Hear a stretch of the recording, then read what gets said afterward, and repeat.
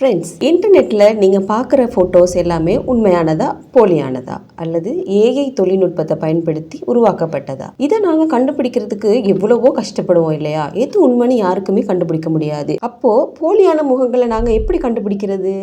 உங்களுக்காகவே ஆஸ்திரேலியா மற்றும் இங்கிலாந்து நாட்டை சேர்ந்த ஆராய்ச்சியாளர்கள் என்ன செஞ்சுருக்காங்கன்னு சொன்னால் ஒரு சூப்பர் வழியை கண்டுபிடிச்சிருக்காங்க. அதாவது ஏஐ முகங்களை நுணுக்கமாக கவனிச்சா குறிப்பாக 6 விடயங்களை வச்சு அதை கண்டுபிடிச்சிடலாம் அப்படின்னு சொல்லி அந்த ஆராய்ச்சியாளர்கள் ஒரு விஷயத்தை கண்டுபிடிச்சிருக்காங்க. வழமையாக ஒரு ஃபோட்டோ பிடிக்கும் போது நாங்கள் அழகாக புன்னகைப்போம்.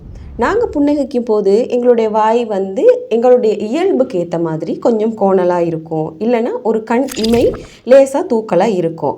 ஆனால் ஏஐ உருவாக்குற முகம் எந்த குறையும் இல்லாமல் பர்ஃபெக்டாக இருக்கும்.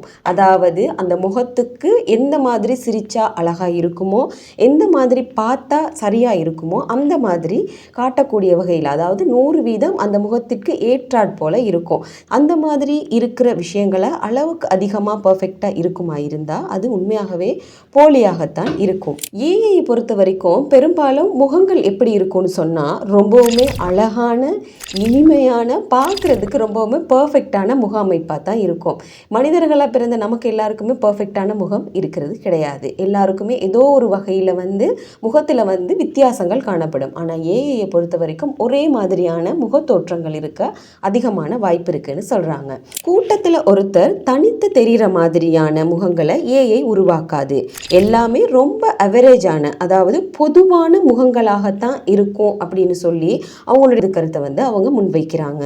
நிஜ மனிதர்கள் முகத்தில் இருக்கிற கோபம், சந்தோஷம், அதாவது எங்களுடைய உணர்வுகள், இது எல்லாமே ஏஐ முகங்களில் பெருசாக இருக்காது அப்படின்னு சொல்ல வராங்க. இப்போ நாங்கள் ஒரு சில நேரங்களில் கோபமாக காட்டியிருப்பாங்க. அந்த கோபம் அளவு கடந்த கோபமாக இருக்கும். மகிழ்ச்சியாக காட்டியிருப்பாங்க, அது ரொம்பவுமே அதி மகிழ்ச்சிக்குரியதாக இருக்கும். அப்போ அந்த மாதிரி இயல்பு நிலைகள் மாறி இருக்கக்கூடும். அந்த நேரத்தில் எல்லாமே ஏஐ எக்ஸ்பிரஷன் ரொம்பவுமே ஏற்றத்தாழ்வாக இருக்கும் அப்படிங்கிற விஷயத்தை 5வது விஷயத்தில் அவங்க சொல்ல வராங்க. 6வது பார்த்திங்கன்னா, இந்த முகங்களை நாங்கள் பார்க்கும்போது அடுத்த நிமிஷமே நாங்கள் அந்த முகங்களை மறந்துடுவோம். நிச்சயமாக அந்த முகங்கள் எங்களுக்கு ஞாபகம் இருக்காது. ஏன்னா நாங்கள் ஒரு ஃபேமிலி ஃபோட்டோ ஒன்று எடுத்தாலும் கூட அந்த ஃபோட்டோவில் புதிதாக ஒருத்தவங்க இருக்கிற பொழுது அவங்களே நாங்கள் ரொம்ப நாள் ஞாபகம் வச்சுருப்போம். ஆனால் ஏஐயில் உருவாக்கப்பட்ட படங்களை நாங்கள் பார்த்துட்டு அடுத்த கணம் ஒரு 10 நிமிஷம் கழித்து அந்த படத்தை நினச்சா கூட எங்களுக்கு அது ஞாபகத்தில் இருக்காது. ஏன்னா அதில் எந்த தனித்துவமுமே அங்கே இல்லை அப்படிங்கிறத அந்த 6வது பாயிண்டில் அவங்க சொல்ல வராங்க.